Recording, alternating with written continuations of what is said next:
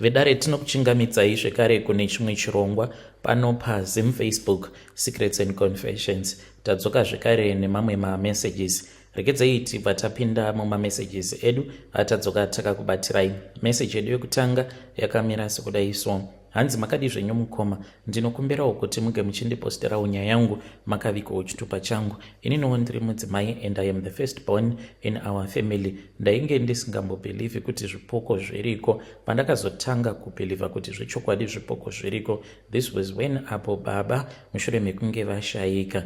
It was just after midnight when my father passed away. Hei, kana mafemero awo avainge vava kuita panguva iyo vachizonoshayika zvainge zvichitotyisa. Vaita sekunge vainge vaine munhu ainge achivapara-para pachipfuva apa, ende vairakidza kuti vainge vachirwadziwa. So baba vangu vainge vakabatwa nechirwere cheTB. My mom and my two young brothers, we used to pray zvekuti taisvika pakuchema hoping kuti zvimwe kuda situation ichazochinja, but situation haina kana kumbogara yakachinja. He died right there in the sitting room. Vaiti kana vari musitting room vainge vasingafarire kugara pamasofa. He had bought this other armchair. It was a big green armchair. Ndopavaiwanzo kuti kana vakagara ipapo vanenge vachiteerera radio, dzimwe nguva vachiverenga manewspapers avo. We buried him. This was 3 days after he had passed away. We thought kuti it was over, but we were wrong. And kunyange ukaudza munhu kuti zvipoko zviriko, no one will ever believe you until when they see. Ivo vakazozvionera vega kuti zvechokwadi zvipoko zviriko, ndiko kuti vanhu vange vachizotanga kubhelievha asi zviriko. The very first night after the burial ndopatakatanga kungonzwa mamwe mamovements ainge asinganzwisisiki aiitika mumba, like taikwanisa kumuka sometimes somewhere koma past 2 am obva watonzwa kutoti panenge paine munhu anenge achiboilisa mvura mujagi ari mukitchen. Waizoti kuenda kuya obva watoona kutoti stove inenge yakadzimwa. Makore acho iwawo tainge tichishandisa stove yeparafini. We could not understand kuti chii chainge chichiitika. I still remember kuti after that ndipo apo patakabva tachizotenga stove yegasi. Stove iyoyoka yakationesa chimoto. Taikwanisa kungomuka pakati pawo usiku kunyatsonzwa kuti imba yose iri kunhuhwa gasi.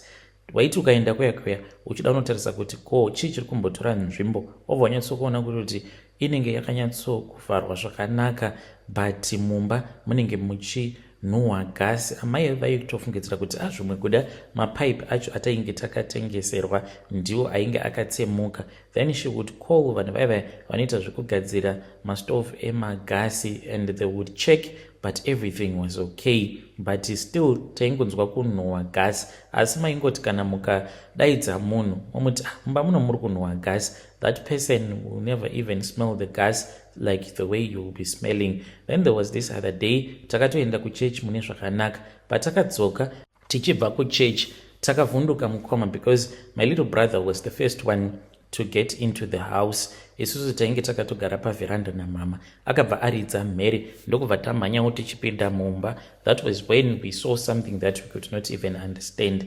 Pamba tainge takasiya pasina kana munhu, but patakadzoka takabva tachizoona kutoti painge patori nechikafu chainge chakatobikwa chikatopakurwa. It was on the kitchen table. Mukomanashe, it was for me and my siblings and for my mom. Then painge paine imwe plate zvekare yainge yakakwidibirwa, but plate iyoyo takazoti tichinoivhura tikabva taona kutoti chikafu chainge chirimo chapakurirwa mundiro iyoyo chainge chadyiwa, munhu kutong'en'ena mabhonzo akachisiya chakadaro.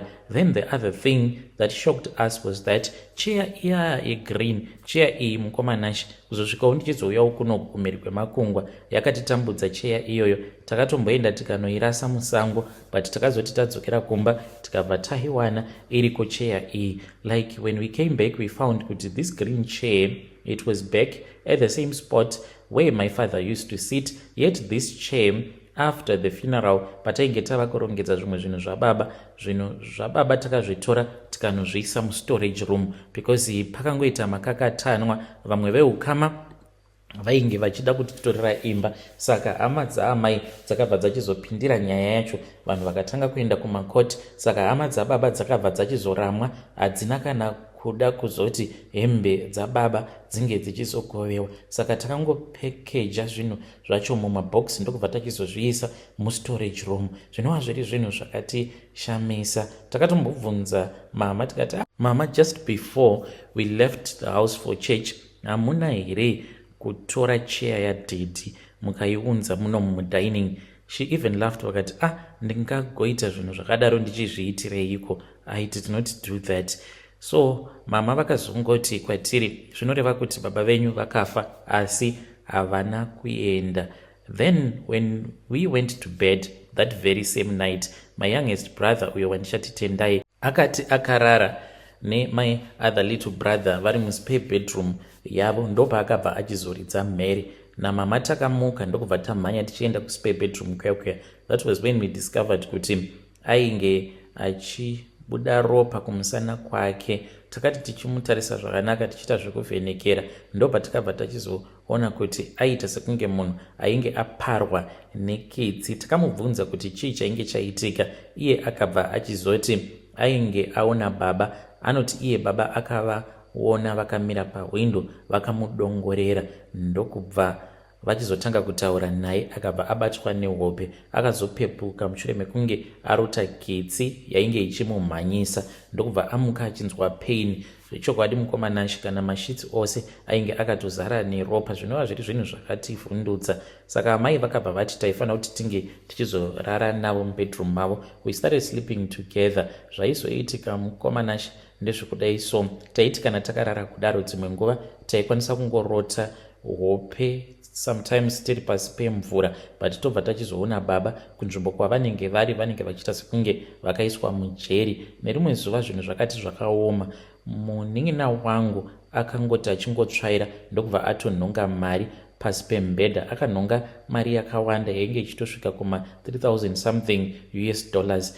Zvinova zviri zvinhu zvakatotishamisa, asi mama vakati tisaudza vanhu. Mari iyoyo ndo yakazotombotisastena kwenguva yakareba. So takazombodaidza umwe muprofita uyo ainge achibva kubudiriro, akauya akati zvechokwadi pamba painge patori nechipoko chababa, nekuti vainge vasina kuzorora since hembe dzavo dzainge dzisina kuzogoverwa. Ende hama dzababa dzakaramba dzikati ivo havangakwanisi kuita saizvozvo nekuti vainge vachida kuti neimba zvekare inge ichizotengesewa. Ndakazouyawo kuno kwandiri kurarama ndiri kumhiri kwemakungwa. Izvo zvakazokonzeresa kuti ndinge ndichizokasika kuroorwa. It was because ndinotya kugara ndiri ndega, sezvo ndichitozviziva kutoti zvipoko zviriko. Up until this very day, that chair, it is still there. Pandakambodzokera kumba takatomboenda tikazama kuda kuirasa chair iyoyo, but takazoti tichibvako kusango tikasvika chair iyi yava mumumba zvekare. Hembe dzababa dzichiriko. Ndoda kungobvunza kubva kumhuri yeZimbabwe kuti since marelatives edu akaramba kutibatsira pakunogoverana hembe idzodzo, ivo vanoti tinofanira kuti tinge tichitengesa imba, tingazvifambisa sei? Ino ndiri munhu wekuti handifariri kuenda kana kunobvunzira kun'anga. So I just want to know kuti pachivanhu chedu zvinofambiswawo sei without involving n'anga. Vedari ndo message iyo yandakatumidzirwa ichibva kuna vanzvadzi vedu. Ngatizamei kuti tinge tichitaura navo vanzvadzi vedu ava mucomment section. Zvakangooma hazvo veduwe. Zvipoko zviriko here? Wakambosanganawo here nechipoko? If so, you can come to my inbox and then you tell me your own side of the story. Strange things indeed they do happen in this world. Rekedzei tibva taenda panyedu inotevera. Nyedu inotevera yakamira sekudai so. Hanzi makadi zvenyu mukoma, ndinokumbirawo kuti munge muchindiposterawo nyaya yangu makavika chitupa changu. Ininiwo ndakamitiswa mushure mekunge ndamitisiwawo naOga, ndikabva ndachizodzokera kumusha. Ndadzokera kumusha mukoma, mwana wangu ndakamuzvara. Iko zvino ava right zvake. Pandakamuzvara mukoma akaita 5 months achiita zvimwe zvinhu zvatainge tisingakwanisi kana kunzwisisa. Like ipapo pandakamuzvara kana manesi vakatoti chimwana ichi chakangwarisa, because akatongozvarwa achitongovhura maziso ake achitongotarisa sekunge ainge atova munhu atova nemwedzi. Kana musoro wake uyo aitogona kunyatsokubhalansa musoro wake zvakanaka, but pandakamuzvara mwana wangu haana kuchema. Ndakatovhunduka ndikati ndazvara mwana but mwana uyu haana kuchema, ko chii chiri kuitika? But mwana ainge atori right, she never even cried. Ndodawo kubvunza kubva kwamuri mhuri yeZimbabwe kuti nhai zvinoitika here kuti unotozvara mwana wako mune zvakanaka ototanga kutofema. There was no need even yekuti manesi vange vachimudrena mvura sezviya zvavanoita kana mwana abva mukuzvarwa. She didn't cry but she was okay, she was breathing properly, there was no problem at all. Then kuzonosvika achizonoti 5 months mwana uyu mukoma dzimwe nguva aitoita sekunge anotaura, but I don't even understand kuti kwainge kuri kutaura here kana kuti aimbonyatsokuzvifambisa sei, because dzimwe nguva ndaikwanisa kuzongobatwa nehope because iye airarama sikati musikore wese wezuva mukoma. Dzimwe nguva aisatombomuka achinwa mukaka, aingoswera musikore wese wezuva akangorara chete. Then kwaingoti kana kunze kwasviba obva amuka, ende kana amuka anenge amuka. Mayamwero acho aanenge achiita mukaka aikuyamwa zvekuti waisvika pakunzwa kuti iko zvinozve mazamu awa minyatso yemazamu inenge yopisa. Ende waiti paya kana waneta, because iye anenge achinetsawo achida kuti unge uchimuka unge uchitamba naye, saka waizosvikawo pakubatwa nehope. Waiti kana wava kunotsumwaira, ndaitomunzwa mwana uyu achitanga kutaura but anenge achizevezera mazita evanhu vose vandinoziva vakafa. Ndaizoti kana ndavhunduka ndobva ndatomuona mwana uyu dzimwe nguva akatogara. Zvinova zviri zvinhu zvaindinetsa kuti ko mwana uyu haasati ambosvitsa kana mwedzi but akagara, kuchii chiri kuitika? Saka nekuda kwekuti I was always feeling exhausted, ndaizogumisidzirawo ndangofunga kuti maybe ndini ndinenge ndaitawo mistake paya paanenge achinetsa achida kuti ndige ndichitamba naye, ndobva ndamuzendamitsa nepilo akaita sekunge akagara, maybe ndobva ndachizongobatwawo nehope. Saka izvi ndo zvakaitikawo. Oga vaya vekundipapa muviri vakazongobvawo kuCape Town vakanditi ndava kumboenda kuGermany pari zvino I think vari kuFrance oga ivavo, kana kutaura neni havambotaure neni, but ndo zvakaitikawo izvi mukoma maspiritual encounters awo andakasangana nawo. Vedare ndo message iyo yandakatumidzirwa ichibva kuna vanzvadzi vedu. Hanzi ndakaitawo mwana naOga, hanzi mwana uyu akatongozvarwawo akatongongwarisa, haana kuchema. Mushure mekunge ndabva mukumuzvara, she didn't even cry, her eyes were already open. Strange things indeed they do happen in this world. Rekedzaiti bataenda panyedu inotevera. Nyedu inotevera yakamira sekudai so. Hanzi makadi zvenyu mukoma, ndinokumbirawo kuti munge muchindipostera nyaya yangu makaviga chitupa changu. Saka mafriends angu ivo ndinoti kana ndikavaudza nyaya iyi, sezvo ndiri munhu anosvota mbanje, vanongoti maybe inhau yekuti wainge wakanyanyisa kudhakwa. Musi wacho iwoyo ndainge ndanwa milk stout, apa ndainge ndiri munhu aiwanzokunwa black. Saka handizivi kuti mahallucination here kana kuti, but ndakasanganawo neumwe mukadzi apo pandainge ndichibvawo kune rimwe tavern, ndokubva ndachizomupfimba akati ainge achida 50 rand. Ndikati iribo, kana mari ndainge ndisitomborina zvangu, because musi wacho iwoyo kwainge kuri dry. Mapurisa akatanga kuita mapatrol avo from somewhere kuma past 5. Zvino kuti tinge tichishanda zvainge zvichitinetsei, because basa rangu randainge ndichiita pandakatangawo kuuya kuno kuSouth Africa ndaitawo zvekubira vanhu. Ndaiwanzokutaimira maFridays paya anenge akangorasa saidi chete, tobva tatomutorera mafoni whatever, tobva tatoenda tobva tatonotengesa. Kunyange ndikaona pamba panenge pakangofurika door, ndaitopinda notonhonga chandinenge ndanhonga, ndobva ndatotiza, ndobva ndaenda kunotengesa chero chandinenge ndaba, kunyange iri TV, microwave, chero as long as ndaita mari. I used to be untouchable kusocial uku, but ndava kurarama hangu ndiri kune imwe province. Back then pandakauya kuno kuSouth Africa zvinhu zvainge zvakaoma. Ndingangoti ndakangosvikawo muSouth Africa and I tried to survive, because ndakangosvikawo mumaoko evanhu vaiita izvozvo zvekuba, no job, no bepa, no family, no what, just my friends. Saka ndaigara nemafriends angu ndichitsvaka basa, kusvika umwe wacho azoti shamwari iwewe kuti tirambe takangogara newe ka uchingotsvaka basa apa uchiona kuti mabasa acho haasi kubatika usingadi kuenda nesu kubasa, zviri nani kuti ungotsvakawo chimukuku chako. So then I found myself ndava kuitawo izvozvo zvekuba every night taiwanzo kuti especially kana iri month end paya ndipo apo pataifamba from one tavern to another looking for drunk men. Vaya vamwe vekuti munhu anongoti achingobva kubasa obva ati andava kumbodarika nekutavern obva ambonwa zvishoma, munhu iyeye taikwanisa kuzongomutevera zvishoma nezvishoma, then tobva tatovatorera mafoni, mawallets. Sometimes waikwanisa kutoita lucky zvekutoti unokwanisa kutotorera munhu mari yake yose yepay imwe inenge yakahwandiswa, mungava muri muzvipfeko zvemukati kana kumasocks. Taiva vanhu vekutongoti taitongorova madhiri acho very fast and quiet, apa unenge uine banga raunenge wakatobata, and I was not even scared. Nditori nevamwe vanhu vakawanda vandakatobayawo nemapanga, and I told myself kuti there was nothing that I could do because it was just desperation.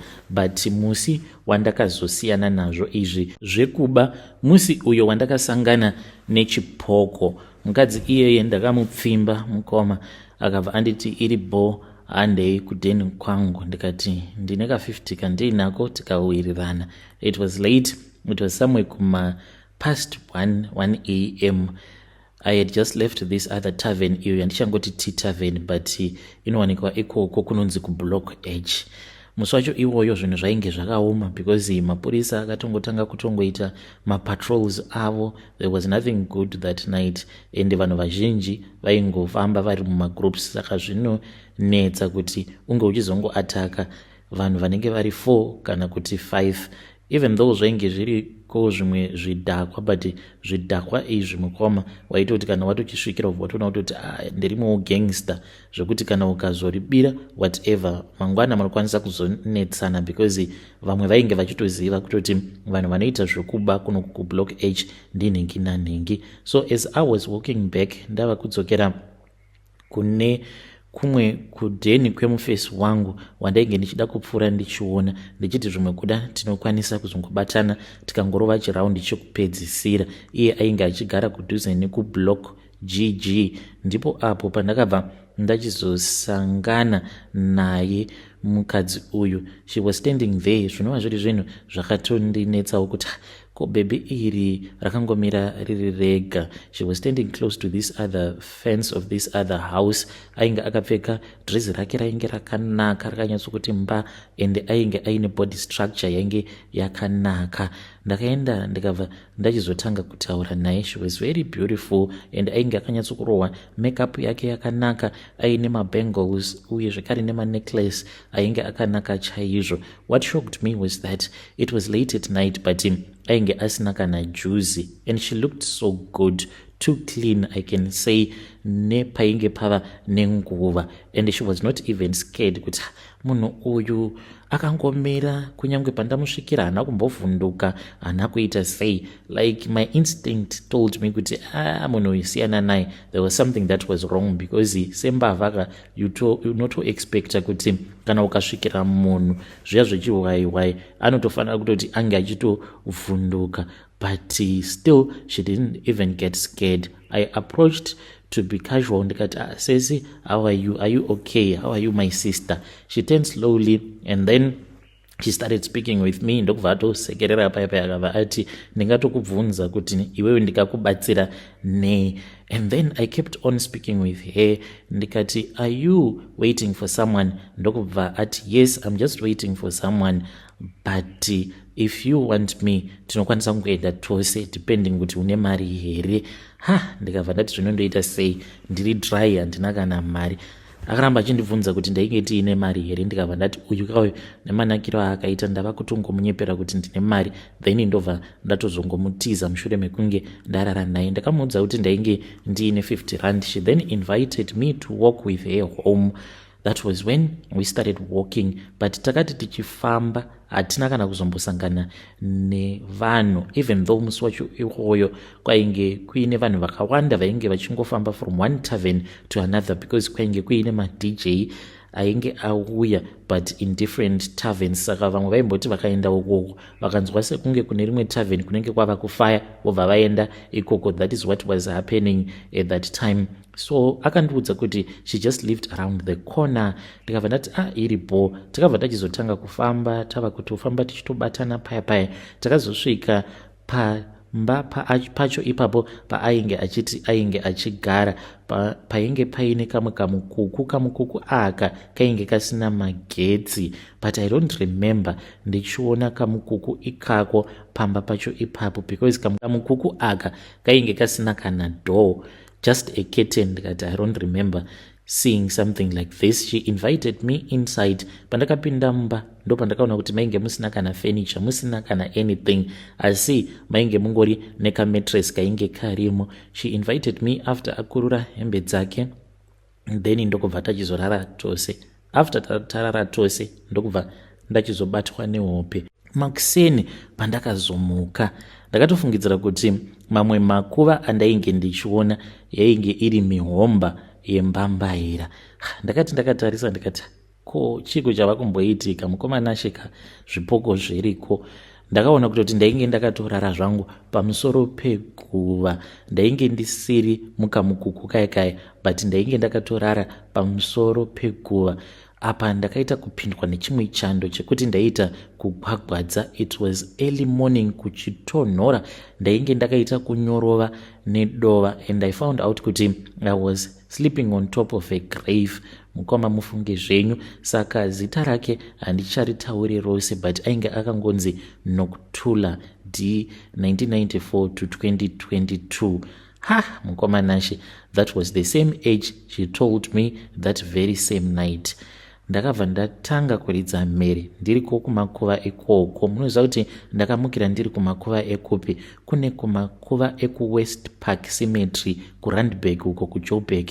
Nai mukomanashi, kuti ndakazvifambisa sei munhu akarara ari kuSoshanguve.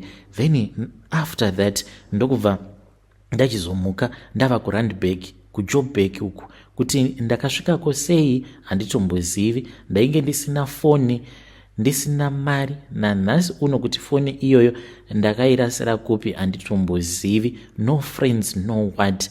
Ndakamuka ndokubva ndatanga kumhanya ndichita sekunge munhu ava kupenga. Maybe ndainge ndava kutopengawo panguva yacho iyoyo. Ndakamhanya kuzosvika ndabata main road and I started walking. Ndakafamba meno kuti kwema-hours mangani kutoti motikari ndichidzimisa, motikari dzainge dzisingatombomiri. Apa ndichitya futi mapurisa aya mametro cops. I kept on begging for coins outside garage toilets. I tried to tell vanhu vandaigosangana navo, but hakuna kana aimbobhilivha nyaya yangu. Patori nevamwe vakomana vepane imwe engine garage. Pandakasvika ndikavaudzawo nyaya yangu kuti ndakakechawo rimwe huri ndokubva ndachizomuka ndakarara pamusoro peguva. They just thought kuti maybe ndainge nditoriwo nyaupe ainge achitotorawo machances. Handina kukwanisa kuzosvika kuSoshanguve musi wacho iwoyo. I had to sleep under a bridge. When I finally got back kuSoshanguve the next afternoon, I went straight to the spot apo pandakasangana naye. Ndikabva ndatanga kufamba mukomanashi ndichida kunyatsokuona kuti zvechokwadi pamba apo paakaenda neni pane mukuku here. Ndasvikapo pamba paya paya ndakabva ndatoona kuti zvechokwadi painge pasitomborina kana kamukuku. Ndikabva ndachizotaura nevaridzi vepamba pacho ipapo, ndikabva ndavarondedzerawo nyaya yangu, but vakatoti hapana kana chavainge vachitomboziva pamusoro pemunhu uyo wandainge ndichizama kuvaudza nezvake. It really confused me. Ever since that night ndakabva ndachizosiyana nazvo, and kunwawo zvangu doro ndinonwa, but nditori neimwe nguva yekutoti ndakatomboregedza kunwa doro ndikazotanga kutsvaka basa. Ndikataura neimwe cousin brother yangu uyo akazonditumidzira mari ndikazouya kuprovince kunoku kwandiri kugara. But ndisati ndabvako kuSosha ndakati ndaita mari ndakatomboendako kuWest Park Cemetery just to see if it was my imagination. Ndakaendako ndiine imwe friend yangu uyo ainge aine chiconstruction company chake. wandainge ndava kushandira semunhu ainge achimbondiziva ndiri munhu aita zvekuba, like pandakaenda ndichinotsvakawo basa kwaari akatomboti mazuva ano kwakadhakwa, ndokubva ndamuudza zvekare nyaya yangu, akanditi unonyepa iwewe. Ndikati mudhara kana muchifungidza kuti ndiri kunyepa, mutsai motikari kana muine fuel ndinoenda nemi kuRandburg. Takaendako kuWest Park Cemetery zvechokwadi, ndipo paakazobhilivha because ndakatomuratidza paguva pacho ipapo, apo pandakazomuka ndakarara pamusoro peguva racho, guva ranokutula mukomanashi. That is what happened. Hey vedare, ndo message iyo yandakatumidzirwa ichibva kuna mukoma vedu avo. Ngatitaurei navo mucomment section. Mukoma vedu ava, strange things indeed they do happen in this world. Zviriko here zvakadai? Wakambosangana nechipoko here? Yes or no? Kana wakambosanganawo nechipoko, you can come to my inbox and then you tell me your own side of the story. Do you believe kuti zvipoko zviriko here? Yes or no? You can tell me in the comment section. Ngatisanganei zvakare mune zvimwe zvirongwa zvinotevera.